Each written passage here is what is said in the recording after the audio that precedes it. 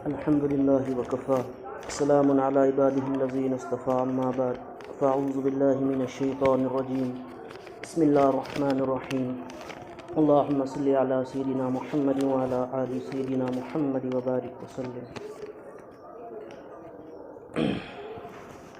اللہ رب العزت نے بندوں کو رزق جو ہے تو جتنا دیا ہے وہ انسان کو ہر حال میں اس کا رزق جو ہے تو مل کر رہتا ہے، لیکن آج اس دور میں ہم رزق کے پیچھے اتنا جو ہے تو بھاگتے ہیں کہ اللہ ہی کو بھلا بیٹھتے ہیں۔ اس قدر جو ہے تو رزق کی محنت لوگ کرتے ہیں، اور رزق کو لے کر بہت سارے لوگ جو ہے تو پریشان ہوتے ہیں کہ کیوں رزق کی تنگی ہے، کیا مسئلہ ہے، کیا ہے، اور اس رزق کے چکر میں پتہ نہیں کہاں کہاں در در کی ٹھوکریں کھاتے ہیں۔ تو ہمارے اکابرین کرام جو ہے کچھ باتیں بتاتے ہیں، اگر اس پر عمل کیا جائے تو انشاءاللہ تعالیٰ آپ کی رزق کے مسائل بھی جو ہے تو حل ہو جائیں گے۔ اکابرین کرام 16 رزق کے دروازے بتاتے ہیں کہ 16 ایسے کام ہیں جو رزق کے دروازے کو کھول دیتے ہیں۔ اب ہمیں دیکھنا یہ ہے کہ ان 16 کاموں میں سے کون سا کام ہم پابندی کے ساتھ کرتے ہیں۔ ان 16 میں سے ایک کام بھی اگر انسان پابندی کے ساتھ کرے تو انشاءاللہ تعالیٰ اس کو رزق کا مسئلہ نہیں ہوگا۔ تو سب سے پہلی کنجی رزق کو کھولنے والی جو ہے وہ ہے نماز خشوع اور خضوع کے ساتھ ادا کرنا، یعنی نماز کے اندر پورا توجہ اللہ کی طرف ہو۔ آج ہمارے اتنے مسائل جو ہیں دنیا میں کہ ہماری توجہات پوری بازاروں میں اور دیگر کاموں میں لگتی ہیں۔ ہمیں چاہیے کہ جب اللہ کے سامنے ہم کھڑے ہوں تو دنیا کو دنیا ہی میں چھوڑ دے اور ایک الگ دنیا میں گم ہو جائے، یعنی اللہ کی طرف پورا رجوع ہو جائے اور نماز کو خشوع اور خضوع کے ساتھ ادا کرے۔ آج ہماری نمازیں اتنی گھائی والی ہوتی ہیں، بس اٹھک بیٹھک والی نماز جسے کہتے ہیں، اٹھک بیٹھک والی نمازیں ہماری ہو چکی ہیں، یہ نمازوں میں جو ہے تو توجہ نہیں ہے۔ تو سب سے پہلی کنجی ہے رزق کو کھولنے والی کہ انسان جو ہے تو خضوع اور خضوع کے ساتھ نماز کو ادا کرے۔ پھر دوسری کنجی فرماتے ہیں استغفار کی کثرت، جتنا ہو سکے استغفار کی کثرت کرنا، اٹھتے بیٹھتے چلتے پھرتے ہر نماز کے بعد۔ نبی علیہ الصلوۃ والسلام نے فرمایا کہ میں خود دن میں سے 70 مرتبہ اللہ کے سامنے استغفار کرتا ہوں، توبہ و استغفار کرتا ہوں۔ تو ہمیں بھی چاہیے کہ ہم استغفار کی کثرت کریں۔ جب آپ استغفار کی کثرتیں کرنا چالو کریں گے تو آپ خود ہی دیکھیں گے کہ انشاءاللہ تعالیٰ آپ کے رزق کے مسائل کیسے حل ہوتے چلیں گے۔ ہمیں چاہیے کہ کم از کم ہم صبح اور شام 100 مرتبہ استغفار پڑھیں، اور اگر اس سے زیادہ بھی ہو سکتا ہے تو ہم پڑھیں۔ جب استغفار انسان گناہ پر کرتا ہے تو اس کے گناہ کم ہوتے چلتے ہیں، اس کی وجہ سے بھی بندے کے رزق میں بڑھوتری ہو جاتی ہے۔ پھر فرماتے ہیں تیسرا رزق کا دروازہ ہے اللہ کے راستے میں پیسے خرچ کرنا۔ جو بندہ اللہ کے راستے میں پیسے خرچ کرتا ہے تو اللہ کا وعدہ ہے کہ اللہ اس کو 1 کی بجائے 10 دیں گے۔ علماء کرام فرماتے ہیں بعض لوگوں کو 1 کی جگہ 70 بھی ملتا ہے۔ ہمارا اس پر جو ہے تو یقین ہونا چاہیے کہ ہم اللہ کے راستے میں 1 روپیہ خرچ کریں گے تو اللہ 10 دے گا، 10 گنا زیادہ ملتا ہے، یہ یقیناً بات ہے۔ اب لوگ کہتے ہیں بھئی کہ ہم کہاں سے دیں، ہمارے تو اپنے ہی خرچے پورے نہیں ہوتے۔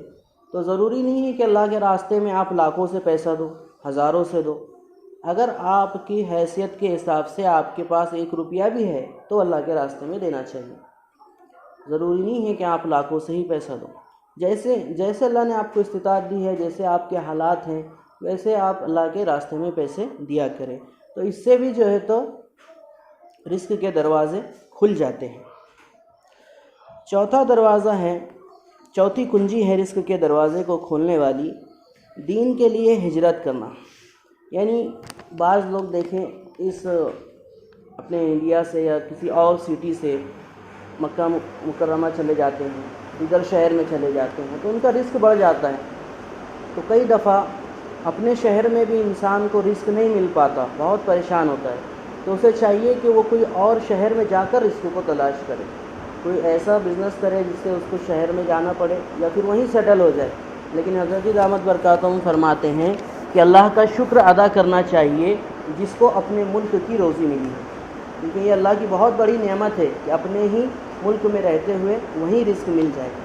ہاں بعض لوگوں کو اگر نہیں ملتا ہے بہت محنت کرنے کے بعد بھی، تو پھر آپ جو ہے تو شہر جو ہے تو بدل کر کے دیکھ سکتے ہیں، اس سے بھی رزق میں برکت ہوتی ہے۔ پانچویں چیز ہے تقوی اختیار کرنا۔ تقوی کے تعلق سے اس سے پہلے بھی بات آ چکی تھی کہ تقوی کسے کہتے ہیں۔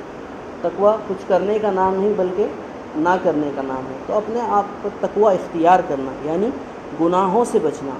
آج ہمارے گناہوں کی نحوست ہوتی ہے یہ کہ ہمارے رزق میں جو ہے تو تنگی آ جانا، پریشانی آ جانا، مصیبت آ جانا، تو ہمیں چاہیے کہ ہم اپنے آپ اندر جو ہے تو تقوی کو اختیار کریں اور گناہوں کو چھوڑنے کی کوشش کریں۔ تو تقوی اختیار کرنا اور اللہ کا ذکر کرنا،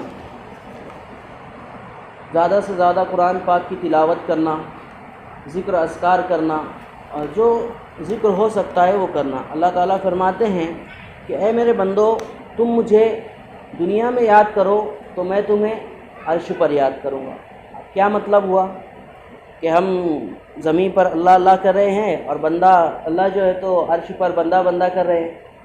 ایسا نہیں ہے، بلکہ اللہ فرماتے ہیں جب ہم اللہ اللہ کریں گے تو اللہ جو ہے تو ہماری مصیبتوں اور پریشانیوں میں ہمارا ساتھ دیں گے، یعنی ہمارے کام کو آسان بنا دیں گے۔ جیسے کوئی بہت مشکل کام ہے تو اللہ اس کو آسان کر دیں گے۔ جیسے مثال کے طور پر ایک بندہ جا رہا ہے، رزق کے لیے گیا کسی کام پر، اس کو بھی اللہ رزق دیں گے، کیونکہ غیروں کو بھی اللہ رزق دے رہے تو ہم تو ایمان والے ہیں تو اللہ دیں گے، لیکن تھوڑا وہ پریشان ہوگا، مصیبتیں ہوں گی، حالات آئیں گے، اور جو اللہ کا ذکر کرنے والا بندہ رہے گا اللہ اس کو بھی روزی دے گا، لیکن بڑی آسانی سے اس کو روزی مل جایا کرے گی۔ تو اس کے لیے ہمیں چاہیے کہ تقوی اختیار کرے اور اللہ کے ذکر کرنے والے بنے۔ اسی طریقے سے چھٹی کنجی ہے حج اور عمرہ کثرت سے کرنا۔ اگر اللہ نے استطاعت دیا ہے، اتنی نعمت اللہ نے دی ہے، اتنی آپ کو پیسے اگر اللہ نے دیے ہیں، استطاعت رکھتے ہیں آپ، تو حج اور عمرہ جو ہے تو کثرت سے کرنا چاہیے۔ ساتواں ہے صلہ رحمی کرنا اپنے رشتہ داروں کے ساتھ۔ حدیث پاک میں آتا ہے اگر کہ تم چاہتے ہو کہ تمہاری عمر دراز کی جائے تو تمہیں چاہیے کہ اپنے رشتہ داروں کے ساتھ صلہ رحمی کرے، یعنی ان سے لڑائی جھگڑا، ان سے ٹوٹنا، یہ ساری چیزیں نہیں ہونی چاہیے۔ اپنے رشتہ داروں کا خیال رکھنا چاہیے، جیسے کوئی پریشان حال ہے تو ان کی مدد کر دیے، کبھی ان کو دعوت پہ بلا لیے، ان سے محبت رکھنا۔ اپنے رشتہ داروں سے قطع تعلقی نہیں کرنا چاہیے، جو رشتہ داروں سے قطع تعلقی کرتا ہے ان کے بھی رزق میں تنگی ہو جاتی ہے۔ ہاں یہ الگ بات ہے کہ اگر کوئی ایسی بات ہو جائے کہ بھئی آپ قطع تعلقی نہیں کرنا چاہ رہے، آپ کی طرف سے نہیں ہے، لیکن پھر بھی سامنے والا بار بار کر رہا ہے، آپ اس کے گھر ملاقات کے لیے جا رہے ہیں، پھر بھی آپ کو ذلیل کر رہا ہے، تو یہ کرنا چاہیے کہ اس سے دوری اختیار کر لینی چاہیے، لیکن اس کے لیے اپنے دل میں کوئی بغض نہیں ہونا چاہیے۔ ہمیشہ دل میں یہ نیت ہونی چاہیے کہ میں دور سے ہی اپنے رشتہ داروں پر نگاہ رکھوں گا، اگر ان پر کوئی مصیبت آ جائے، پریشانی آ جائے، کوئی حالات آ جائے تو میں دور ہی سے ان کی مدد کر دوں گا۔ تو رشتہ داروں کے ساتھ صلہ رحمی کرنا، اس سے بھی رزق میں برکت ہوتی ہے۔ آٹھواں ہے کمزوروں سے حسن سلوک کرنا۔ بعض دفعہ کوئی کمزور ہوتا ہے، بیمار ہوتا ہے، بعض دفعہ ایسا ہوتا ہے کہ آپ کے گھر ہی میں کوئی نہ کوئی بیمار ہوتا ہے، کوئی کمزور ہوتا ہے، تو اس کے ساتھ چاہیے آپ کو کہ صلہ رحمی کرے۔ ہو سکتا ہے اللہ اسی کی برکت سے آپ کو رزق دے رہا ہو، آپ کو ایسا لگتا ہے کہ ہم اسے پال رہے ہیں، یہ تو بوجھ ہے، یہ تو بیمار ہے، یہ تو پریشان ہے، کمزور ہے، لیکن ہو سکتا ہے اللہ رب العزت اسی کی برکت سے جو ہے تو آپ کو رزق دیتے ہیں۔ تو کمزوروں کے ساتھ بھی صلہ رحمی کرنی چاہیے، نہ کہ انہیں ستانا چاہیے۔ نواں ہے نویں کنجی جو ہے اللہ پر توکل کرنا۔ حدیث پاک میں آتا ہے کہ اگر تم اللہ پر توکل کرو جیسے کہ اللہ پر توکل کرنے کا حق ہے تو اللہ تمہیں ایسے روزی دے گا جیسے کہ پرندوں کو دیتا ہے۔ صبح پرندے اپنے گھونسلے سے خالی پیٹ جاتے ہیں اور رات کو بھرے پیٹ آتے ہیں۔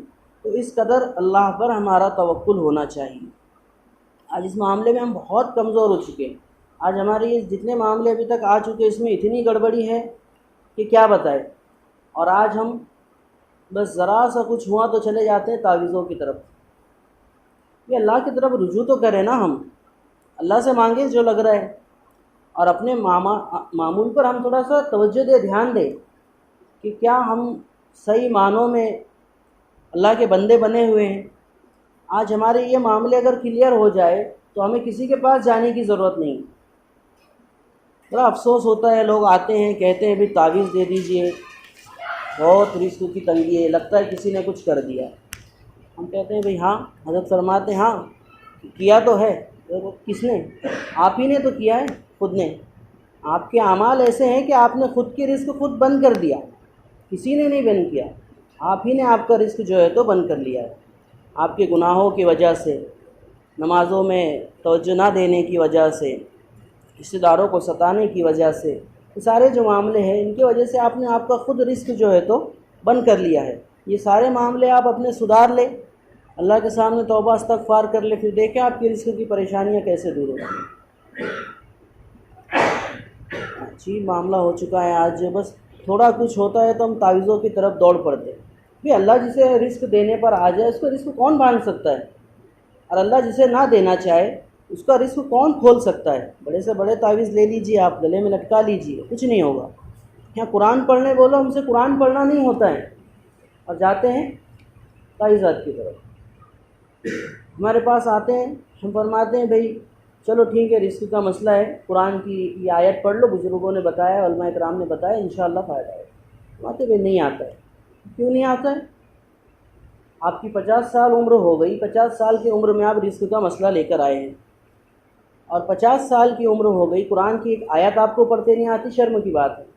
سیکھنا چاہیے نا، کب سیکھیں گے پھر ہم؟ آج ہماری عمر ہو گئی ہے 50 سال، اور قرآن کی آیت کی تلاوت کرنے کے لیے کہہ دیا جائے تو کہتے ہیں ہمیں نہیں آتا ہے۔ اچھا نماز پڑھتے ہو؟ جی نہیں ہو پاتی۔ کیوں نہیں ہو پاتی؟ بھائی کام میں مصروف۔ کام مصروف؟ بھائی کام میں۔ اور آئے کس لیے ہو؟ کام ہی کے لیے۔ کیوں نہیں پڑھنا ہوتا ہے تو کیا کہتے ہیں؟ بھائی کام کی وجہ سے۔ ہمارے پاس کیوں آئے ہو؟ بھائی کام کی وجہ سے، کام نہیں چل رہا۔ جب کام نہیں چل رہا تو سیدھی سی بات ہے نماز پڑھو، سیدھی سی بات ہے نا، جب کام نہیں چل رہا ہے تو نماز پڑھو۔ بڑے آسانی سے بہانے لگا دیتے ہیں کہ نہیں آتا ہے، پڑھنا نہیں ہوتا ہے۔ نماز اللہ نے فرض کی ہے، آپ کو پڑھنا ہے۔ کام آپ کے لیے بعد میں آئے گا، نماز آپ کے لیے پہلے آئے گی۔ ہم کہتے ہیں بھئی کام سے فرصت ملے گی تو نماز پڑھ لیں گے، ہمیں کہنا چاہیے کہ ہمیں نماز سے فرصت ملے گی تو کام کر لیں گے۔ رزق دینے والی ذات اللہ کی ہے تو اللہ پر ویسے توکل بھی کرنا چاہیے نا ہمیں۔ جب اللہ حدیث میں فرما رہا ہے توکل کرنے کا حق اللہ پر، جیسے کہ اس طریقے سے توکل کرتے ہیں تو اللہ ایسے روزی دیتا ہے جیسے پرندوں کو دیتا ہے۔ پرندے کون سے کام پر جاتے ہیں بتاؤ؟ اللہ کی کتنی مخلوقیں بنائی ہوئی، کون سا کام کرتی ہے؟ کام تو ہم انسانوں کے پیچھے اللہ نے لگا دیا ہے بس، وہ بھی ایک آزمائش کے لیے کہ ہماری آزمائش ہے، دنیا میں امتحان کی جگہ ہے دنیا۔ اللہ کی ہم غور کریں، اللہ کی کتنی مخلوقیں ہیں۔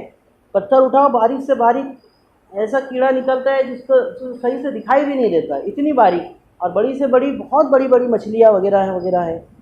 تو اللہ ان کو رزق دے رہا ہے تو پھر ہم کو کیوں نہیں ملے گا؟ اچھا چلیے دوسری ایک بات یہ سوچنے کی ہے کہ اللہ غیروں کو رزق دے رہا ہے تو ہم تو ایمان والے ہیں، تو ہمیں کیوں نہیں رزق ملے گا؟ ایک بار ہم اللہ کے بندو اللہ پر توکل تو کر کے دیکھیں، جس طریقے سے توکل کرنے کا اللہ پر حق ہے۔ 10ویں چیز آتی ہے جو نعمت اللہ نے دی ہے اس پر اللہ کا شکر ادا کرنا، یعنی جو نہیں ہے اس پر ہم اللہ سے شکایتیں کرتے ہیں کہ یہ نہیں ہے، یہ نہیں ہے، یہ نہیں ہے، لیکن یہ نہیں دیکھتے کہ اللہ نے کیا کیا چیزیں عطا کی ہیں۔ تو اس پر ہمیں غور کرنا چاہیے کہ اللہ نے ہم کو کس کس نعمتوں سے نوازا ہے۔ ایک ہفتے میں یہ بھی بات آ چکی تھی کہ نعمتوں کے اوپر اللہ نے کتنی نعمتیں دی ہیں۔ کوئی لوگ آنکھ سے معذور، کوئی لوگ ہاتھ پیر سے معذور، کوئی کمر سے معذور، کوئی بیٹھا ہوا ہے، کتنے مسائل ہیں۔ اللہ نے تندرستی دی ہے، ہاتھ پاؤں سلامت رکھے ہیں، آنکھیں سلامت رکھی ہیں، کان سلامت رکھے ہیں، کتنی نعمتیں اللہ کی۔ تو اللہ کی نعمتوں کو دیکھتے ہوئے اللہ کی نعمتوں پر شکر کرنا، آپ جتنا شکر اور صبر کرنے والے بنیں گے آپ کی رزق میں اتنی بڑھوتری ہوگی۔ ہر حال میں، ہر موسم میں، ہر ایک چیز پر اللہ کا شکر ادا کرے کہ اللہ تیرا لاکھ لاکھ شکر ہے جو تو نے اتنا دیا۔ اگر آپ جھوپڑے میں بھی رہ رہے تو اللہ کا شکر ادا کرے کہ اللہ تو نے یہ جھوپڑا تو نصیب کیا، کتنوں کو یہ بھی نصیب نہیں۔ اچھا چلے آپ کے پاس جھوپڑا نہیں ہے، مان لیجیے کسی پیڑ کے نیچے رہ رہے ٹاٹ باندھ کر، تو اس پر بھی اللہ کا شکر ادا کیجئے کہ اللہ کتنے ہیں جن کے پاس یہ ٹاٹ بھی نہیں، میرے پاس تو ٹاٹ ہے۔ تو آپ جب شکر ادا کرنے والے بنیں گے اللہ کے، تو اللہ کہے گا ارے میرا بندہ میرا شکر ادا کرتا ہے، اللہ اس کے رزق میں بڑھوتری کرتا جائے گا۔ آپ دیکھیں گے خود کہ اللہ کیسے آپ کے رزق کو بڑھاتا جائے گا۔ تو یہ چیز ہے۔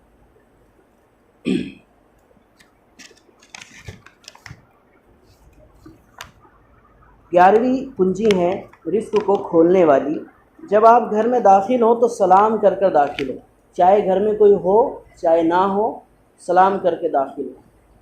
اور دوسری چیز اپنے بیوی کو سلام کریں۔ اللہ ماشاء اللہ کرتے ہوں گے لوگ، گھر میں داخل ہوتے بروبر بیوی کو سلام۔ تو یہ بھی ایک چیز ہے کہ رزق کو بڑھانے والی کہ اپنے گھر میں داخل ہو کر سلام کرے، اور پھر اگر بیوی نہ رہے تو الگ سے جا کر اہل خانہ کو بھی سلام کرے۔ بعض علماء کرام تو فرماتے ہیں کہ بوسہ بھی لے۔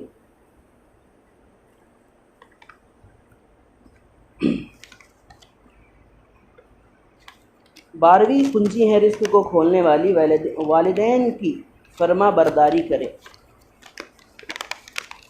ہم دیکھیں کہ اپنے والدین نے کس طریقے سے ہم کو پالا پوسا اور بڑا کیا۔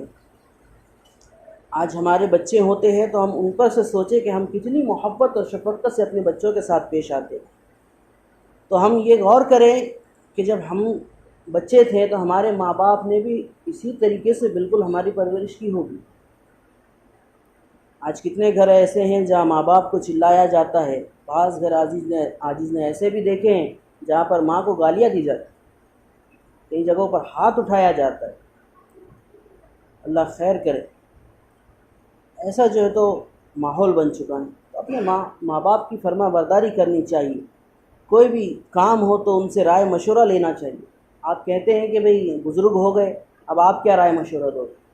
ماں باپ بزرگ ہو گئے تو ہم ایسا سمجھتے ہیں کہ بھئی یہ کیا کام دے، ان کو کیا سمجھ ہے؟ ارے بھئی آپ کو پال پوس کر بڑا کرنے والا، بچپنے سے سفید داڑھی ہونے تک آپ کو پالنے والا، اس کو اگر سمجھنا ہوتی تو آپ کو کیسے وہ پالتا؟ اس نے دنیا دیکھی ہے پہلے سے آخر تک۔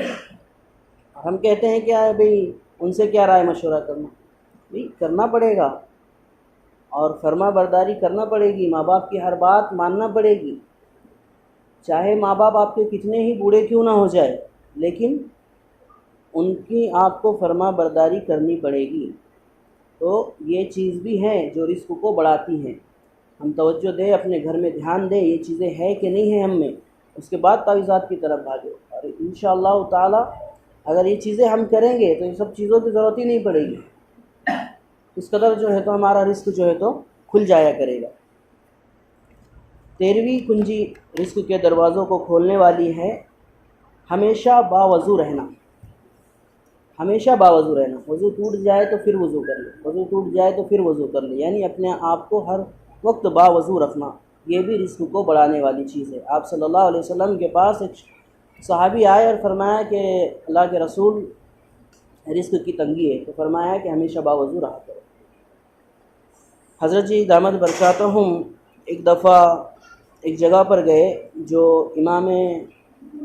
امام ربانی مجددی الف ثانی رحمۃ اللہ علیہ کے خاندان والے تھے، تو ان کے خاندان والوں سے ملاقات کے لیے حضرت جب گئے تو بچے جو ہے تو دھول مٹی میں کرکٹ وغیرہ کچھ کھیل رہے تھے، تو نماز کا وقت ہوا تو ان بچوں کو بلایا گیا کہ آؤ بھی نماز کا وقت ہو گیا، تو بچے بھاگتے ہوئے آئے اور صفوں میں لگ گئے۔ حضرت کو بڑی حیرت ہوئی، وضو بھی نہیں کیا، ڈائریکٹ آئے اور نماز کے لیے کھڑے ہو گئے۔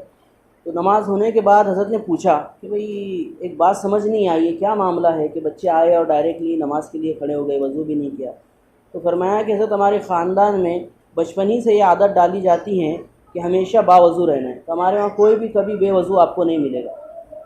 ایسا خاندان بھی ہے دیکھو کہ ہمیشہ باوضو رہنے جانا، ہمیشہ باوضو رہتے ہیں، تو اس سے بھی رزق میں جو ہے تو برکت ہوتی ہے، بڑھوتری ہوتی ہے۔ 14ویں کنجی ہے چاشت کی نماز پڑھنا۔ جب سورج تھوڑا سا سر پر آ جاتا ہے اس وقت میں چاشت کی نماز ہوتی ہے، تو ہمیں چاہیے کہ ہم اس چاشت کی نماز پڑھیں۔ تو چاشت کی نماز پڑھنے سے بھی رزق میں برکت ہوتی ہے، حالانکہ نفل نماز ہے لیکن پڑھنی چاہیے، تو اس سے بھی رزق میں برکت ہوتی ہے۔ اور اگر خاوند کا ایسا کام ہے کہ اس وقت میں کام پر رہتا ہے، نہیں پڑھ پاتا ہے، تو اس کی بیوی کو چاہیے کہ وہ اس وقت میں چاشت کی نماز کو ادا کرے اور رزق کے لیے دعا کرے۔ اسی طریقے سے 15ویں کنجی ہے سورہ واقعہ کو پابندی کے ساتھ پڑھنا۔ سورۃ الواقعہ کو پابندی کے ساتھ پڑھنا روزانہ، اس سے بھی رزق میں جو ہے تو بڑھوتری ہوتی ہے، برکت آتی ہے۔ اور 16ویں کنجی ہے برکت کے لیے دعا کرنا۔ دعا مومن کا ہتھیار ہے، تو ہر حال میں اللہ سے دعا کرنی چاہیے کہ اے اللہ میرا یہ مسئلہ ہے، آپ حل کر دیجئے۔ جو بھی مسائل آپ کے سامنے پیش آ رہے ہیں وہ اللہ کے سامنے جو ہے تو آپ کو رکھنے چاہیے اور اللہ سے دعا کرنی چاہیے۔ ایک دفعہ حضرت مولانا عمرین محفوظ رحمانی دامت برکاتہم کے مجلس میں بیٹھنا ہوا تھا، تو فرما رہے تھے کہ ایک چیز کا یہ سبب ہے کہ اسلام میں چور کی کیا سزا ہے؟ چور کی کیا سزا ہے؟ کہ اس کے ہاتھوں کو کاٹ دیا جائے، ہاتھوں کو کاٹ دیا جائے۔ تو ہاتھ کہاں سے کاٹنے ہوتے ہیں؟ یہاں سے، یہ گٹوں کے پاس سے ہاتھ کٹ جاتے ہیں۔ تو اللہ نے یہ سزا اس لیے رکھی کہ ہم نے تجھے دعا مانگنے کے لیے یہ دونوں ہاتھ دیے، کہ تو چاہتا تو ہمارے سامنے ہاتھوں کو پھیلا دیتا، ہاتھوں کو اٹھاتا، مانگتا اور ہم تجھے دے دیتے، لیکن تو نے ایسا نہیں کیا بلکہ چوری کی، تو اس کی یہ نعمت چھین لو۔ بھکاری کے پاس کیا ہوتا ہے؟ کٹورا ہوتا ہے اور در در جا کر بھیک مانگتا ہے، برابر اس کو کٹورے میں لوگ بھیک دیتے ہیں۔ تو اللہ نے یہ ایسا ہی ایک کٹورا دیا ہے، یہ دونوں ہاتھوں کو آپ اٹھائے دیکھیے کٹوری کی شکل لے لے گا۔ تو اللہ نے یہ کٹورا ہم کو دیا ہے کہ ہم اللہ سے بھیک مانگے کہ اللہ آپ کے سوا ہمیں کوئی دے نہیں سکتا، آپ ہی دے سکتے ہیں۔ اللہ آپ کے در پر آیا ہوں، ہاتھ اٹھایا ہوں، اللہ میں آپ سے لے کر ہی جاؤں گا۔ ایک چھوٹا سا واقعہ عاجز پیش کرتا ہے کہ منماڑ میں جب عاجز گیا تو وہاں پر بہت سارے بھیک مانگنے والے رہتے ہیں، بچے بھی رہتے ہیں، بڑے بھی رہتے ہیں۔ ایک دفعہ ایسا ہوا کہ ایک بچی آئی بھیک مانگنے کے لیے، میں نے اس کو کچھ پیسے دے دیے، اس کو دیے، شاید پھر دوسری کو بھی دے دیے، اب تیسری آئی تو میں نے اس کو منع کر دیا کہ بھئی اب نہیں۔ تو منماڑ جانے والوں کو پتہ ہوگا جو ٹکٹ نکالنے کا راستہ ہے اور اوپر چڑھنے کا، تو عاجز وہاں سے نکل کر پورا اوپر تک چلے گیا، تو وہ بچی وہاں تک میرے پیچھے پیچھے آئی کہ بھیا کچھ دے دیجئے، بھیا کچھ دے دیجئے۔ میں اس کو وہاں تک کہتا رہا نہیں ہے بھئی، نہیں ہے بھئی، نہیں ہے، لیکن اس نے مانگ مانگ کر اتنا ابگا دیا کہ مجھے دینا ہی پڑا، تو میں نے اس کو دے دیا۔ اب سوچو انسانوں کا یہ حال ہے تو اللہ کا کیا عالم ہوگا؟ تو اس قدر گڑ گڑا کر اور رو رو کر اللہ سے مانگے، بس اللہ میں تجھی سے مانگوں گا، کسی کے پاس نہیں جاؤں گا، بس تجھی سے مانگوں گا اور مجھے تجھی سے چاہیے چاہیے چاہیے، بس رو رو کر بے حال ہو جائیے اور اللہ کا دامن مت چھوڑیے، پکڑ لیجئے اللہ مجھے چاہیے ہی چاہیے۔ تو پھر اللہ کہیں گے ہاں میرا بندہ لے۔ آپ دیکھتے ہیں بچے کئی بار آپ کو بلک بلک کر رو رو کر کوئی چیز مانگتے ہیں، آپ منع کرتے ہیں اور ایک وقت آتا ہے تو دے دیتے ہیں۔ تو جب انسانوں کا یہ حال ہے تو اللہ کا کیا عالم ہوگا؟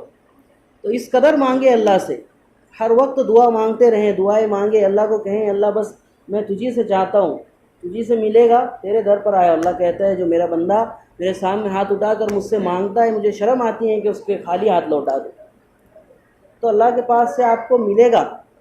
آپ مانگ کر تو دیکھیں، چلو پہلی دفعہ میں نہیں ملا، پھر گڑ گڑائے، دوسری دفعہ نہیں ملا، پھر گڑ گڑائے، کبھی تو کبھی ملے گا۔ تو گڑ گڑانا اور مانگنا ہمیں ہر حال میں نہیں چھوڑنا چاہیے۔ حضرت فرماتے ہیں دعا جو ہے تو اتنی اہم کرنی چاہیے، جیسے مثال کے طور پر آپ ظہر کی نماز کو آئے، گھر پر کھانا پکا ہوا ہے، اب آپ سوچ رہے ہیں کہ گھر پر جاؤں گا اور کھانا کھاؤں گا، گھر پر کھانا پکا ہوا ہے یہ آپ کو بھی معلوم ہے، لیکن علماء کرام فرماتے ہیں اس میں بھی دعا کر کر نکلے مسجد سے، اللہ بھوکا ہوں، بھوک کی شدت ہو گئی ہے، گھر پر کھانا تو پکا ہے، اللہ گھر تک سلامتی سے پہنچا دے اور جو گھر پر پکا ہے وہ مجھ کو لقمہ کھلا دے، یہاں تک کہ دعا مانگو فرمایا، اس قدر دعا کو ضروری بتایا ہے۔ تو ہر مسئلے میں، اپنے ہر کام میں اللہ سے دعا کرنی چاہیے۔ چلو آپ اگر بیٹھ کر ایک توجہ ہوتی ہے کہ اللہ کی طرف پورا پورا رجوع ہو کر اللہ سے مانگا جائے، یہ بھی مانگے، اور اس کے علاوہ بھی چلتے پھرتے بھی آپ کو اللہ سے دعا کرنی چاہیے کہ پتہ نہیں کون سی گھڑی جو ہے تو قبولیت کی اور آپ کی دعا قبول ہو جائے۔ تو آپ کو چاہیے کہ چلتے پھرتے بھی ہر معاملے میں، اپنے ہر کام میں، کہ اللہ میں یہ کام کرنا چاہ رہا ہوں، اس میں تو جو ہے تو آسانی کے ساتھ کرا دے، اللہ مکان بن رہا ہے، پیسے کم زیادہ ہے، اللہ کہیں سے انتظام کرا دے، اللہ بیمار ہوں کہیں سے شفا دے دے، اللہ کوئی ذریعہ بنا دے۔